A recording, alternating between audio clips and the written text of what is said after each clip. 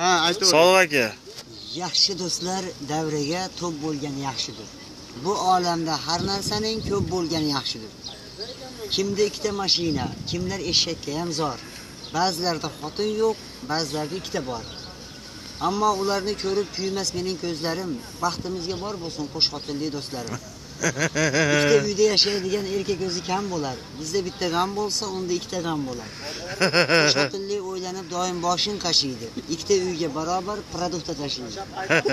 Ammo sizni bu gaplarim chalg'itmasin hayolga. Men baribir achinaman kundoshi bor ayolga. Kechalari oromi yo'q, yoshga to'lar ko'zlari, ammo bunga sababchidir ayollarning o'zlari.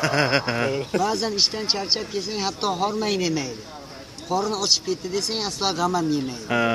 Nimaga kech keldingiz deb doim tergab qistaydi. Ana shunday erkak boshqasini istaydi. Yaxshi inson yuragini muhabbat tark etmaydi. Ikkita xotin yaxshi, lekin bittasiga yetmaydi.